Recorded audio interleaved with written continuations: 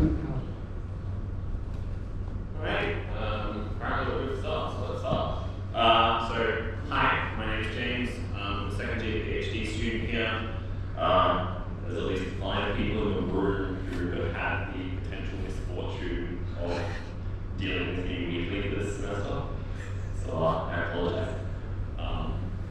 Before we go further, I would just like to pay my respects to the gathering of people of the Euro Nation, who signed the meeting today, and extend my respects to any members in the community. Alright, so some people know me, some people don't. The people that don't, I am a geometric topologist by trade, right? So most of what I do is I talk about weird shapes and I try to do weird things to weird shapes. Before I was doing weird things to weird shapes, I was working in an area called topological data analysis. I still kind of do, and so that's what I decided to talk about today, because it's really nice and accessible, and I get to draw fun pictures. So let's get off. A brief schematic. So first I'm going to actually tell you what topological data analysis is. Because I'm lazy, I'm going to start calling it TDA from here on out. Then we're going to go over the basic objects of TDA. We're going to start talking a little bit about some algebraic topology, and then we'll talk about some shape statistics done in the correct way. But I'm not actually going to talk about any statistics. So, yeah, like I'm just going to do the maths and then we're going to get to the statistics and stuff. So, what is TDA? Well, topological data analysis is just the child of algebraic topology and computational geometry, right? In particular, I think it's the best child because it does useful things. More precisely, it is a set of tools and methods from algebraic topology and computational geometry which allow us to study the the topological and the geometric structures of data. Right? In particular, it allows us to do it in a meaningful way. All of these methods tend to be a bit of a variation of a theme, and that particular theme is homology. So, at some point, I am going to have to tell you what homology is. If you have not done a first course in algebra, that's fine. I'm not pitching it at that level. I'm pitching it at a level I can draw a picture, and that's sufficient. But we'll come back to that in a little bit. So, topological data analysis follows a bit of a pipeline, right? If you want to do any kind of data analysis, there is a pipeline that has to be followed, right? You have to take your data, you have to do something to it, and then you have to put it in such a form that you're able to draw conclusions, right? So the topological data analysis pipeline is going to be taking some finite input data X, right? And we're going to assume that it's in the metric space. And all I mean by that is that if you give me any 2 points in the data, right, the data set, I can talk about a distance between them, right? If you have any kinds of metric spaces, just think about putting a bunch of points in Euclidean space and take the standard Euclidean distance, right? This is the one that everyone should know a lot from high school. Once we've done that, we're going to build some continuous shape on our data, right? Continuous is a bit of a wonky word in this case, so it's going to come at me for it, but whatever. And I want to build the shape in such a way that I'm able to get some topological or geometric information about my data. Once I've done that, I'm going to attempt to extract my topological or geometric information, and these are going to be the new features or descriptors of the data that we're going to do statistics on, right? And then, just as a bit of a joke, what do we do next? Well, we do some machine learning. Doesn't have to be machine learning, but most people these days seem to think that that's all data analysis is. But the point is, once you get to this stage, you do have to do some data analysis, right? You yourself, or you hand it off to the statisticians, right? This is a rough depiction of what the pipeline is going to look like. Right? In this case, we start with some finite point set, which is looking a bit like a rabbit. We're going to build some weird blobby type thing on top of that. And then we're going to get these nice little colourful lines that probably mean something, but who knows. And once we've got that, maybe we'll get some information. Right? But, okay, what are these continuous shapes? Maybe I should attempt to be slightly more precise here. So, these are not the only objects of TDA, but these are the ones I'm going to talk about today because they're easy, right? So the three key objects we're going to be working with are point clouds, simple complexes, and filtrations. Might sound kind of scary, trust me, they're not. Let's go with the point cloud. It's a finite collection of points in a metric space, right?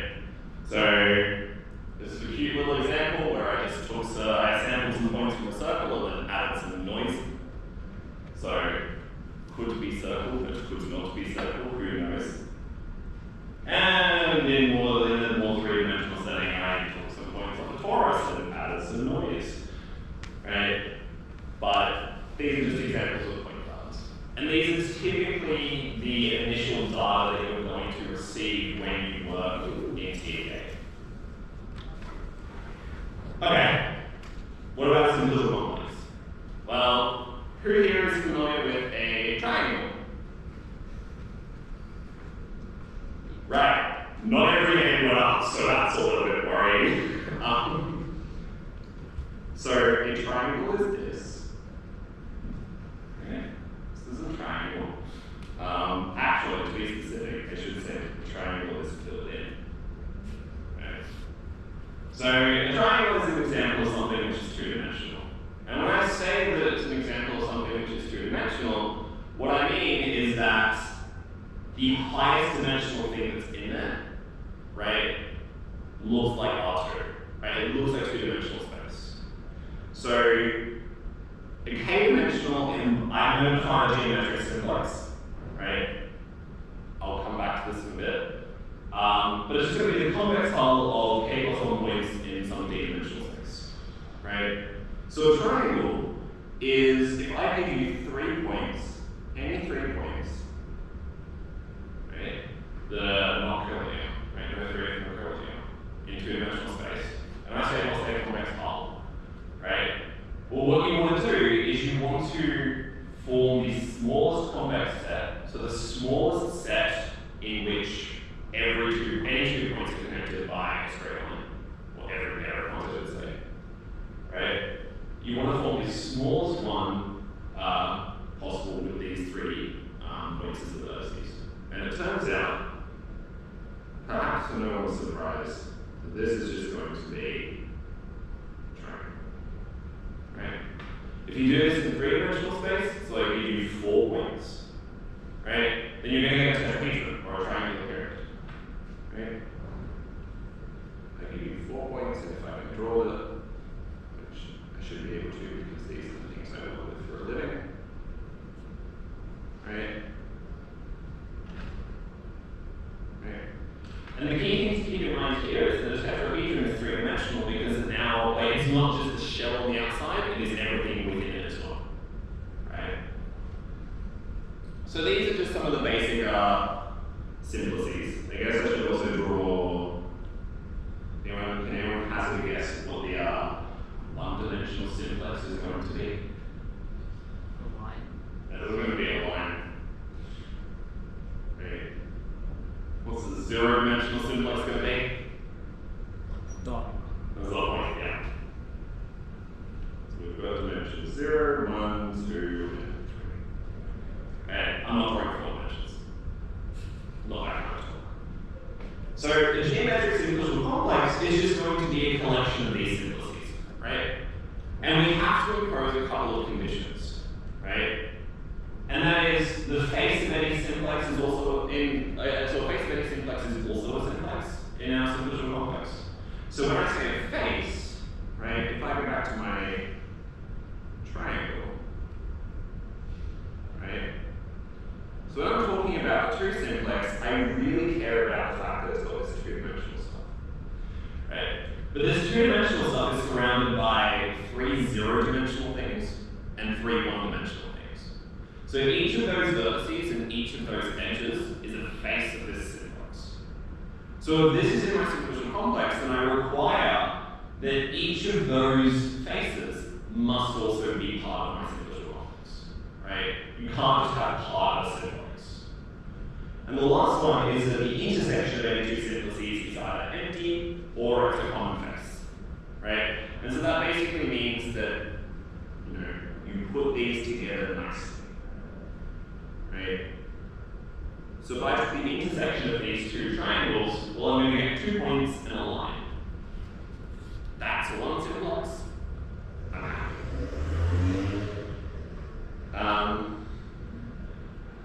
Alright. Let's go about some general facts.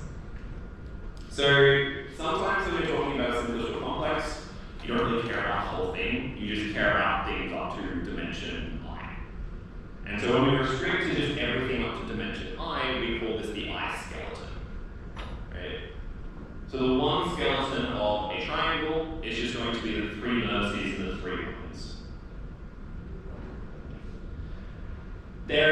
I define these geometrically because I wanted to have them supposedly living in some Euclidean space or some metric space. You don't have to do that, right? You can just define this abstractly and you only care about the combinatorics, right? So you basically just assign some labels to your vertices and then you start making edges as unordered tuples of vertices, faces as unordered 3 tuples, and so on like that. The conditions still hold, you just don't have to worry about things living in Euclidean space. And probably an example that everyone has run into are graphs. Every graph is a simplicial complex of dimension 1. So the reason I bring simplicial complexes up is because these are going to be the continuous shapes that we build on our data, right? So how is probably a good question. This is also probably a good point for me to mention a little word of caution. The dimension of a simplicial complex is, or the maximum dimension of a simplicial complex is effectively determined by the number of vertices it has, right? If you have 4 vertices, you can be at most dimension 3, right? So I might give you 20,000 points in 2-dimensional space, and then we might try to build a simplicial complex on top of that. It is entirely possible for whatever purposes being, so whatever we're trying to do, it is entirely possible that we will end up with a dimension 98,999 simplicial complex, right? So you take your data, it's in some n-dimensional space, and then you forget that. You just forget that it's living in some dimensional space because you might need more dimensions. So the way we're actually going to build these continuous shapes in a meaningful way is we're going to build what's known as a filtration, right? Can anybody hazard a guess as to what a filtration is before I go through my lovely example?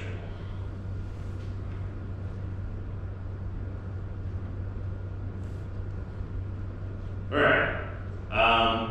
Well, we're building something over time, right? And we want to get to some endpoint.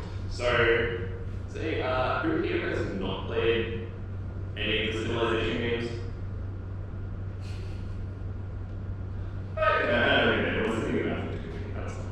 Alright, so Civilization 6 is just a grand strategy game. You get plonked on a map, you can't see most of it, you explore, you build up a civilization. All I really care about this time is map exploration, right? So the map is already preset, right? You load into a game, you have a map, it's pre-generated, but you can't see all of it. You can only see part of it. So how you reveal the map at a time is a filtration, right? So for instance, I drew it up as a random game and I got plonked in the middle of the ocean, right? This is all I can see in my map. Right, after a few turns, I did a little bit of exploring, I found this. I did a little bit more, and by this point I decided to actually settle the civilization because I was just trying to explore that. I didn't want to play the game. Right? But one of the key things to note here is that this particular segment of the map here, right, it is a subset of the whole map. Right? This is a part of the whole map. Once I still going to be there. Might not be able to identify it easily, but it's going to be there. Right? In particular, if I jump forward another 10 turns, the part of the map I just had is still a part of this map. Right? And so this is the idea of filtration. You basically start from something and you build up a nested sequence of subsets. And the point is that you want to limit towards whatever your final object is, right? You want to start with some pieces, build up, and eventually get the whole picture, right?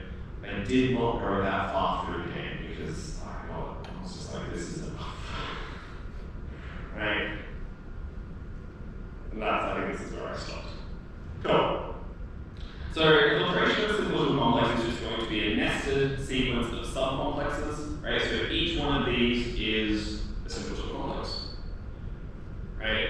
And the point is that if I take their union, I can get the whole simple complex back, right? So this is my whole simple complex, right? I have a bunch of vertices, I have some edges, and I have a face, right? A really natural way to form filtration of this. Ooh. No, that's what I want to do. Okay. Apparently, I'm going to put it that way. Because I'm going to draw it instead.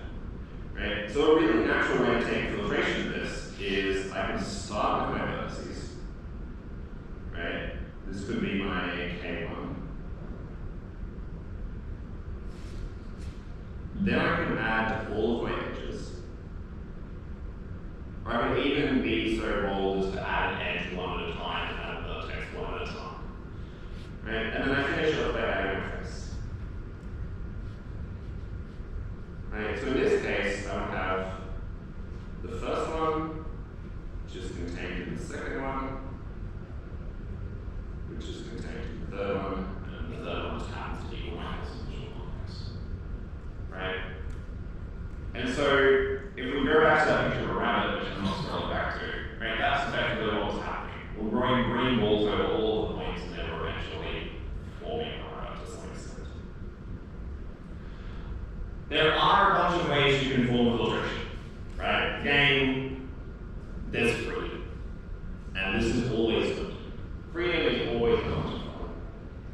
So the simplest, at least to me, is the height filtration.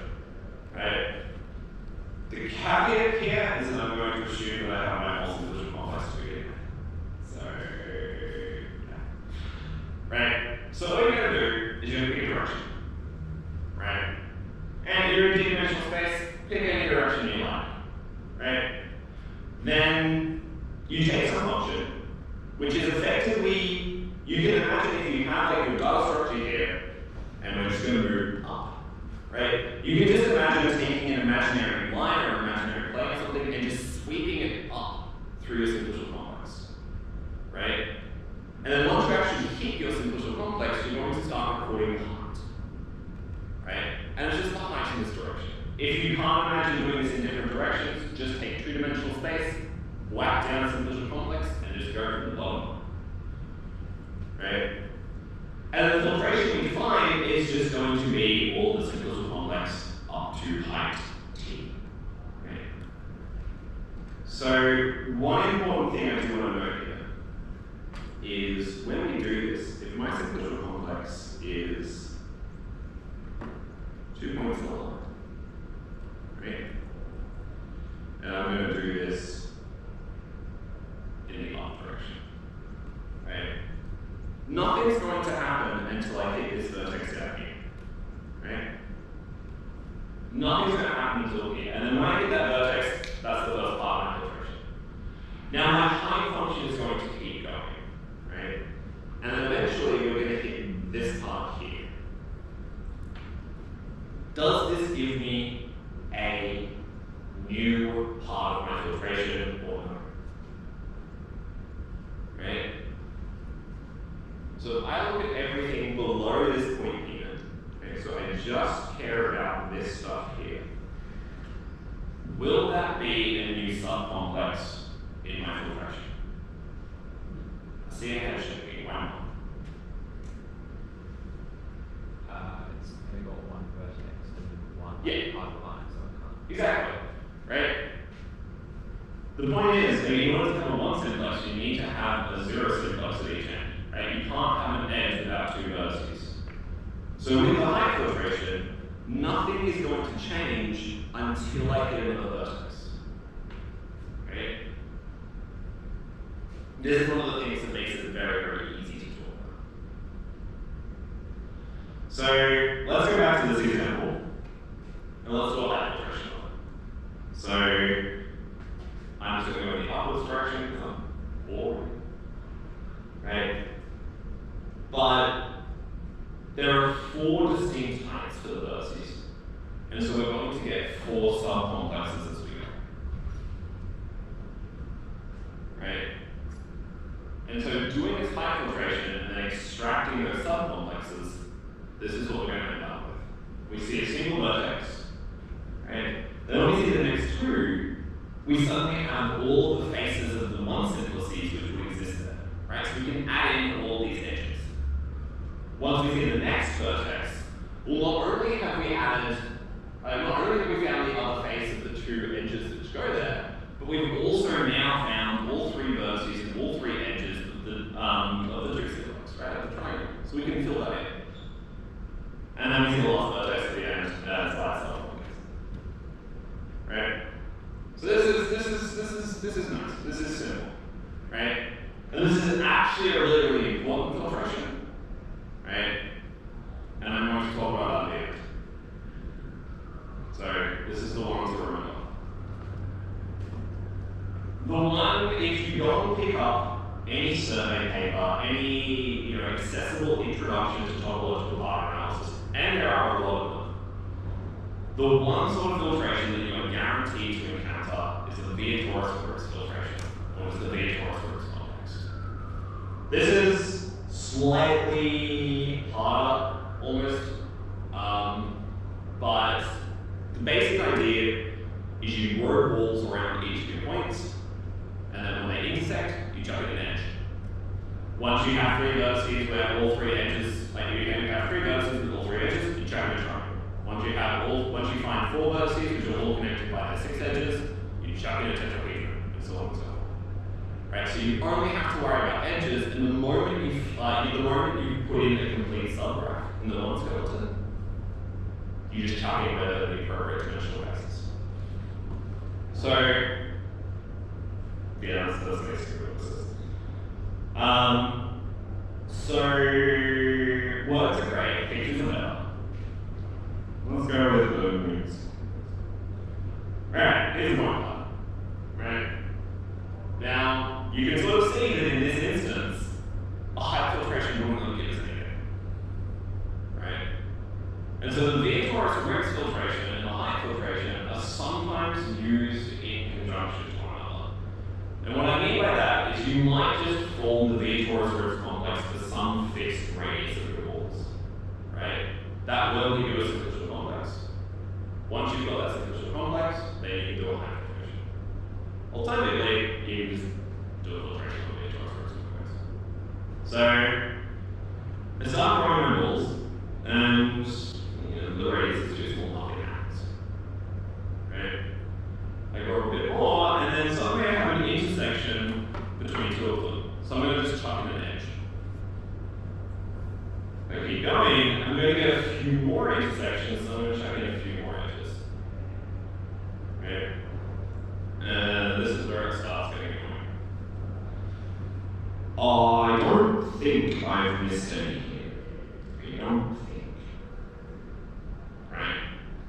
But when you're doing this by hand, and you're looking for intersections, yes. So all that's happened here is we just added a few extra edges, right?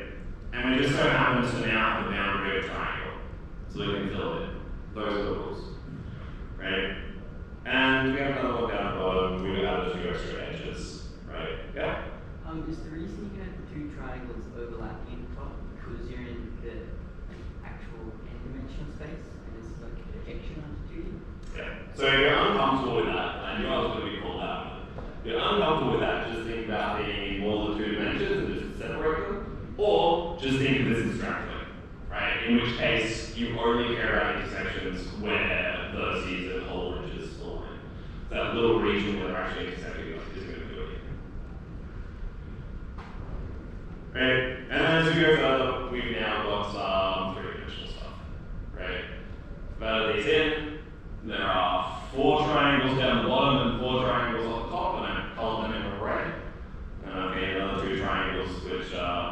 two-dimensional faces, and then you could keep going.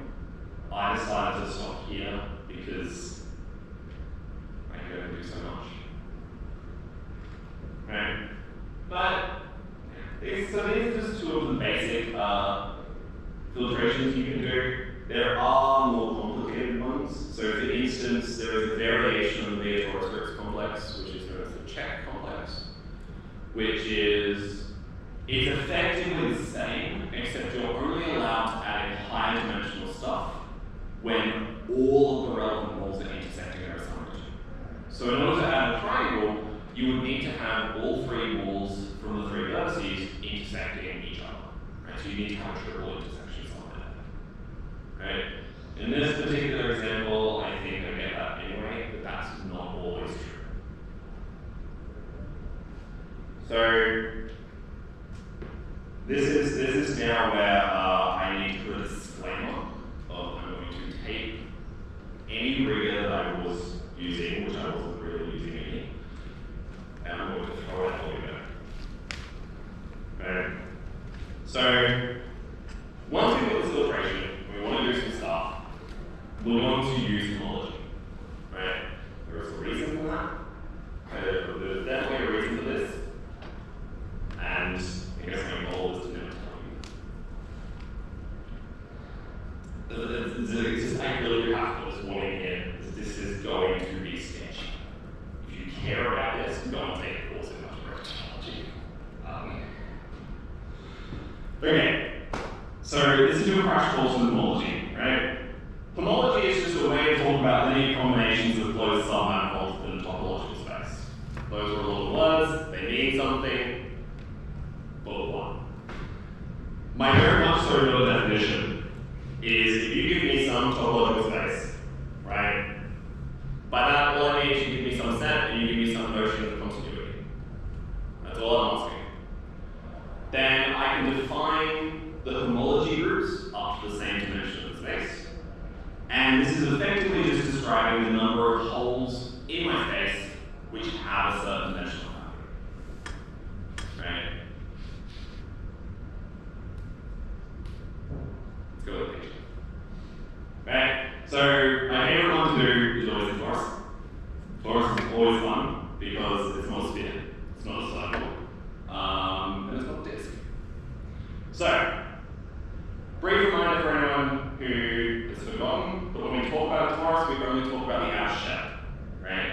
A torus is just the surface on the outside. As far as you're concerned, that is hollow. Right? So the infamous coffee cup of the torus is the same. It's actually a coffee cup of a solid torus. Just a point of clarification. Right? So a torus is up to dimension 2, right? It's hollow, there's no notion of volume here. Right? So we're going to stop at dimension 2. So the definition in heavy inverted commas of homology that I gave you was that the kth homology group is going to describe the number of holes which have a k-dimensional boundary. So how many holes here have a zero-dimensional boundary? That is a very good question. The easiest way to think about that is you just care about how many connected components you have. Right? Because the space stops at my torus, right? So everything out of that doesn't really exist as zero-dimensional almost, right? Another way of thinking about this is what would a zero-dimensional boundary look like, right? Well, put a point anywhere on the torus, right? If you delete that single point, right? That is the boundary of everything else that is left.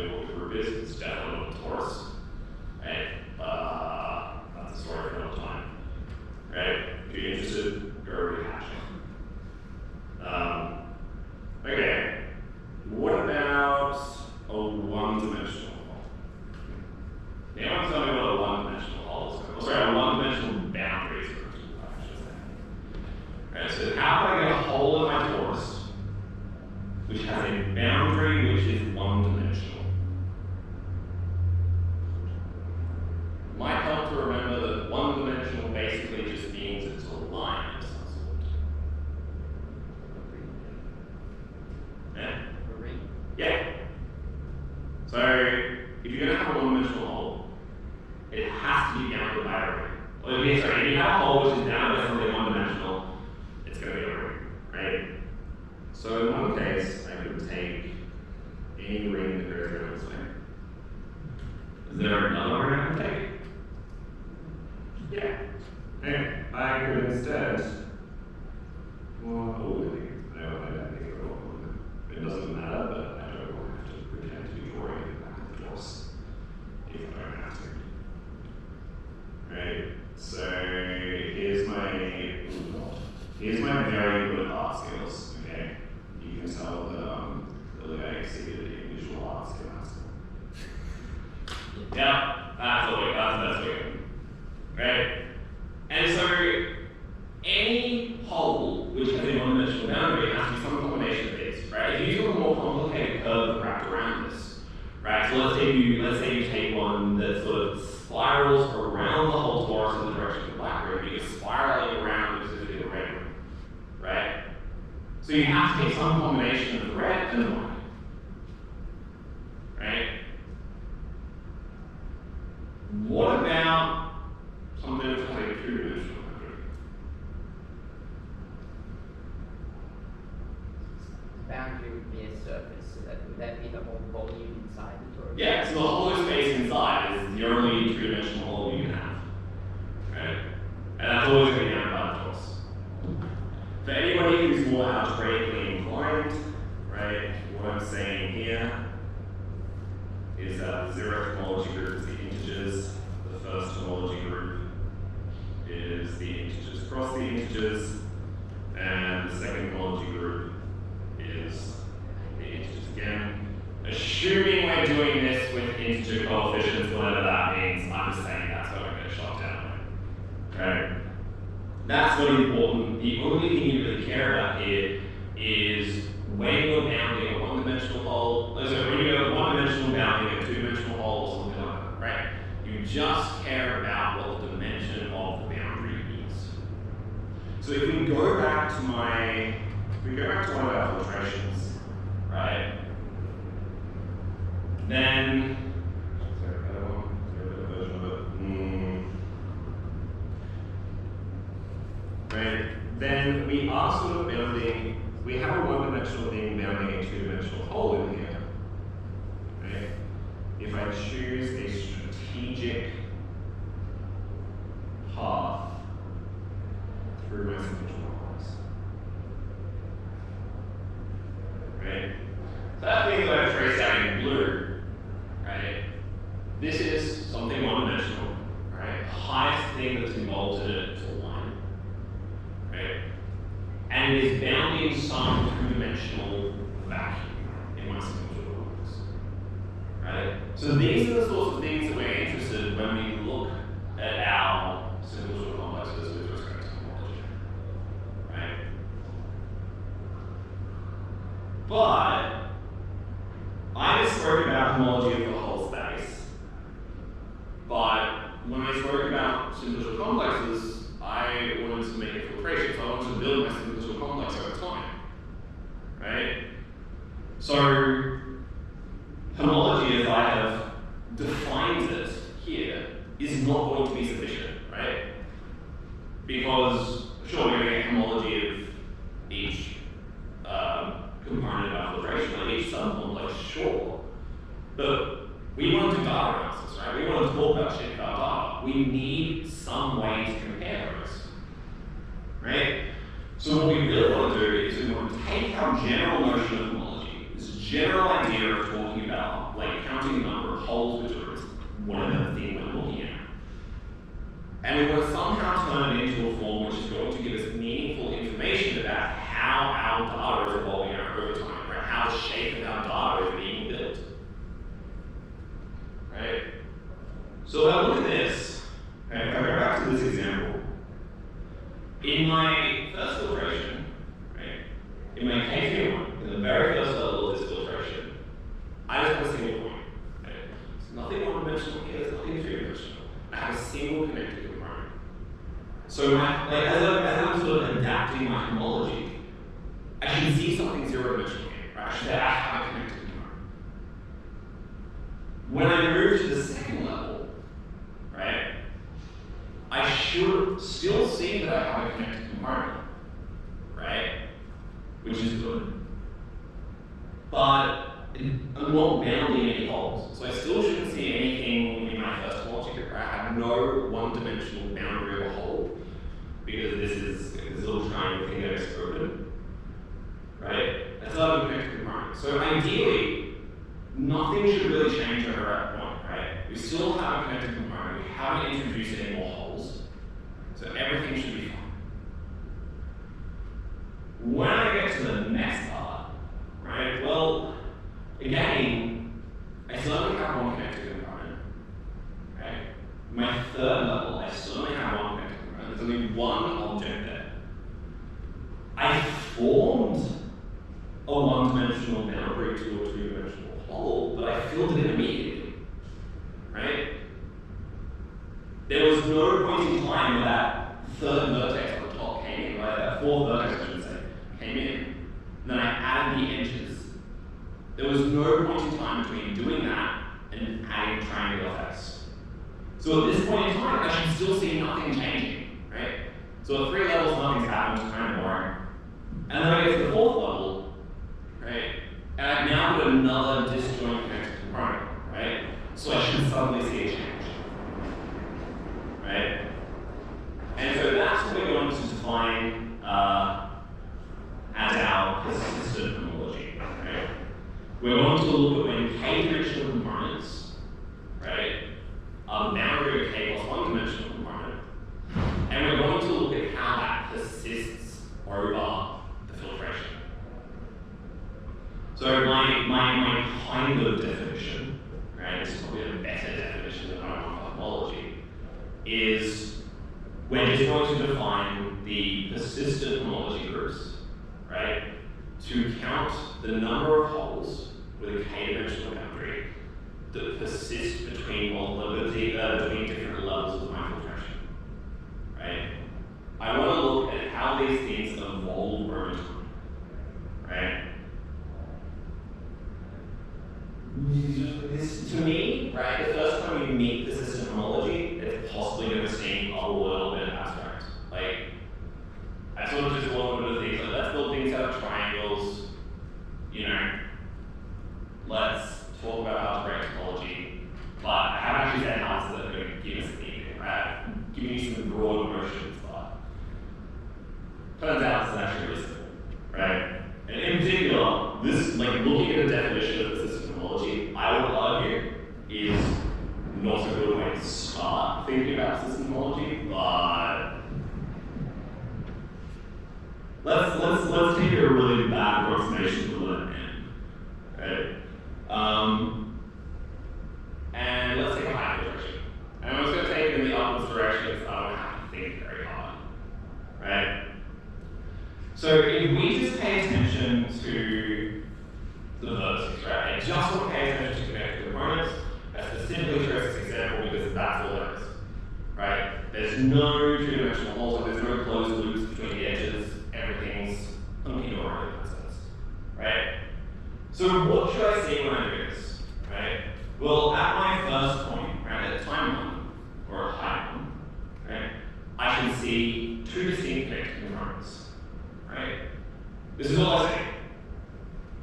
As I move up to the second point, I'm suddenly going to get a third connected component, right? And then when I get up to the last points, well, suddenly I'm going to have all of the 0-dimensional boundaries to my 1-dimensional simplices. And so I can just add everything in, right? So that's fine, but if I'm doing bar analysis, I don't have to keep, you know, 3 images to do this, right? This is a simple example, so you can kind of imagine how ridiculous this would be if that's what we're expecting from you. As it turns out, there is a really, really easy way to visualize this, right? Let's just think about these 2 points for a second, right? I took 2 connected components, right? Let's label them A and B, right? So at time 0, I had A and B. When I got to the next point in time, I still have A and B.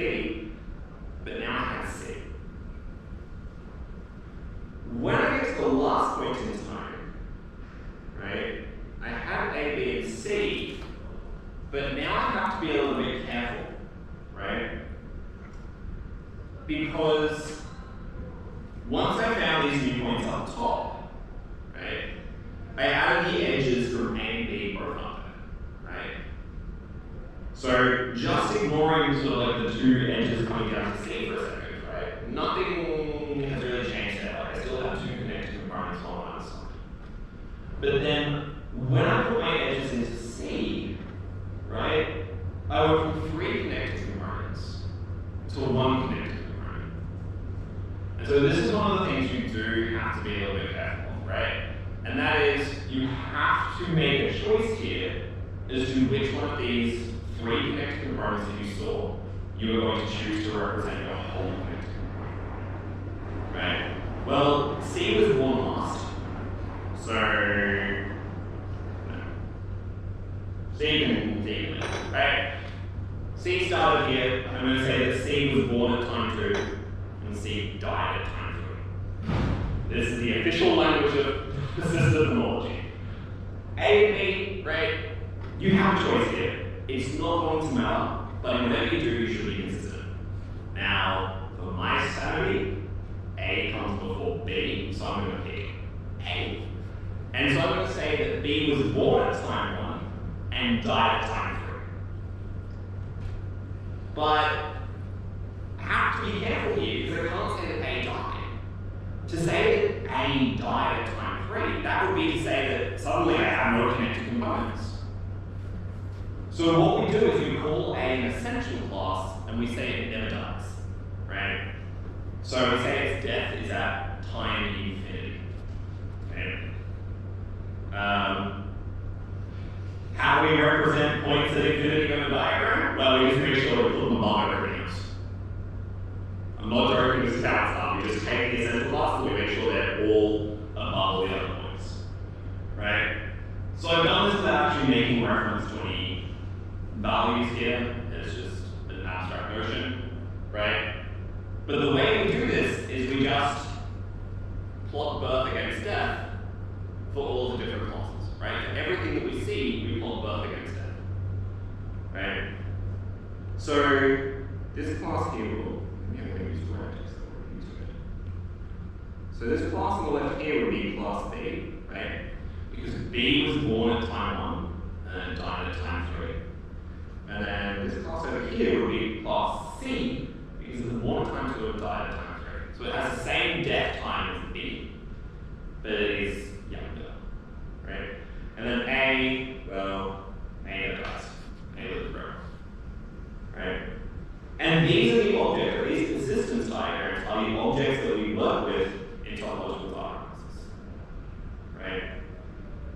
So, as a bit of a closing thing, and this is going to be very rushed, because this is just a nice example, right? If we're talking about the shape of data, it perhaps makes sense to talk about shape statistics without talking about statistics at all. And as far as I'm concerned, this is the correct way to do shape statistics. Caveat, that's my personal opinion, it does not represent the opinion of the field. So, how many minutes? I did say something about why jelly beans and circles are topologically different in inverted commas, because as a topologist, they're both simple closed curves. And so as far as I'm concerned, they're actually the same. But if you care about shapes, maybe not. Maybe they should be different. So, let's take a simplicial complex for both of them and see what happens. Right? So these are my lovely simplicial complex approximations to a circle and a jelly bean, right? Don't act if you might ask us. And I'm going to take the height filtration. And I'm going to take the height filtration in the normal direction, right? So I'm going to go vertically up. If I look at what happens in both of these, right? At time 0, I get one connected component. At time 1, I find 2 vertices, but they both immediately connect to my original one. So I still have one connected component, right? And as I get to time 2, I still only have one connected component, right? So persistent topology hasn't told me anything. So maybe it's a bad idea, right? If I plot these, right? If I plot this is 2 persistence diagrams, but there's only one point because they're the same, right? Well, that's a spoiler, so I can't answer my question. different direction. Right? What if instead of going bottom to top, I went left to right? Well, for my circle, nothing's going to change, right? It's going to look exactly the same. It's one connection component the whole way through. But for the jelly bean, right, or the bean curve, right, I'm suddenly going to see a new connected component, which is just going to have a very short life, right? And so when I plot their persistence diagrams, I suddenly get this extra point, right, from the one for the bean curve, and now the persistence diagram is different. So maybe they're not the same shape. And this is what's known as the system homology transform, where you just take the system homology in every direction. In practice, 32 is typically enough. 32-ish directions is usually enough, right? And then you take all the persistence diagrams from all your objects in all the directions, and you do some magic. Right? So as an example, I take the letter M again. If I take it in 8 different directions, I'm going to get a bunch of different persistence diagrams. Right? So the key thing here is that between two diagrams, we can define distance. Right? We can measure the difference between two diagrams by looking at bijections between them. So we want to match points to points. If there's an unequal number of points, we want to just match to the diagonal, right? There is a workaround. And then we basically just sum up the distances between the points. That's going to give us the distance between the diagrams. And then we take the minimum of that over all possible matchings, right?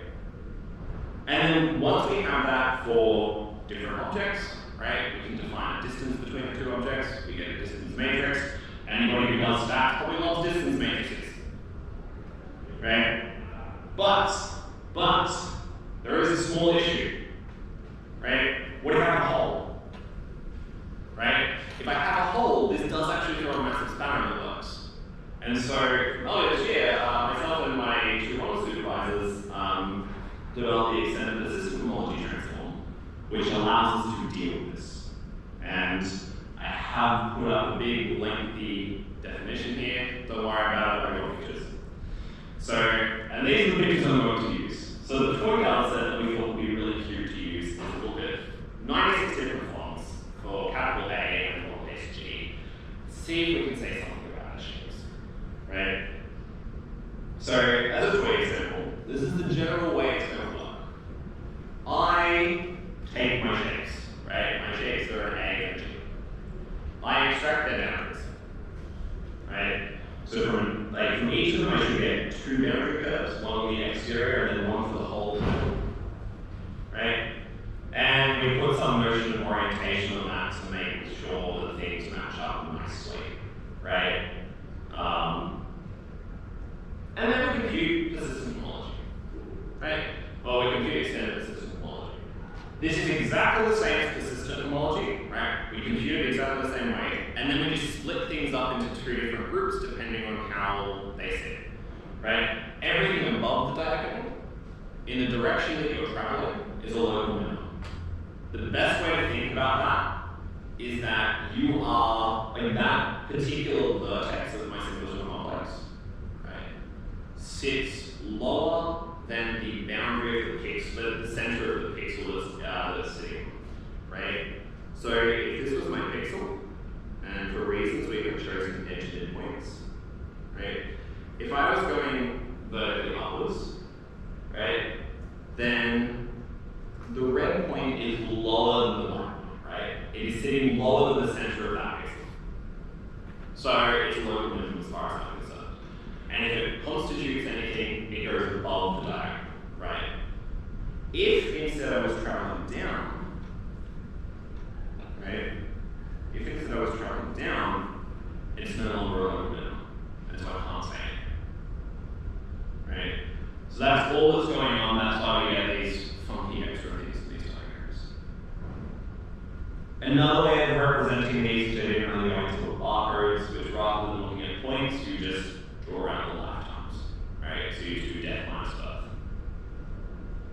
And then you have a distance matrix, so once you do this for all 96 fonts, you get a distance matrix, like you do some magic, then you can do some stats. We chose multi-dimensional scaling because it allows you to kill some dimensions, which is nice. I don't like looking at things in 96 dimensions. And we did get some clustering, right? So for the letter A, we managed to cluster based on serif and sans serif, right? If you don't know what that means, that is sans serif. That is serif. Do you have feet or not? That is the question you should ask, right? There are a couple of stragglers, but whatever, right? And then for the letter G, right? Serif and sans serif doesn't really make sense as much. So instead, we do it based on stories. So a single story G looks like this. A multi-story G looks like that. Do you have one or two close regions? Right? And again, we got some clustering. There was one weird font that even in lowercase for some reason is in uppercase, but or here. I don't make fonts. I just cluster them. A couple of just small closing remarks. TDA is incredibly strong, right? It is being used in a lot of different fields. Some ongoing projects are classification of stem cells. In particular, being able to identify defects as stem cells grow. This is an ongoing project by Topological, who's completing his PhD here. Well, he submits in like 2 weeks. So that's one project being going. There's also the Blue-Brain project, which is aiming to use topological data analysis to construct a working model of the human brain. Currently, they're working on rat brains. That's just another one. There's also been stuff being done like in the pure math side of things, so people just working on stability results and all that sort of fun stuff. You can use sorry different areas of maths in it, right? If you like metric spaces, there's metric space stuff here. If you like distances, there's distance. If you like measure theory, there's measure theory. If you like algebraic topology, there's algebraic topology. If you like algebraic geometry, there is algebraic geometry as well. You like probability theory, there's probability theory. You like stats, there's stats, right? Topological data analysis is so multifaceted, it's not even funny. There is quite literally something for everyone here. Maybe not differential equations. Right? It is realistically a very young field. Its development started in the 90s, right? But it's gained a lot of momentum, and in terms of research, it is extremely active. As a final thing, if anybody wants to read more, fairly accessible introduction is an introduction to topological data analysis, fundamentals and practical aspects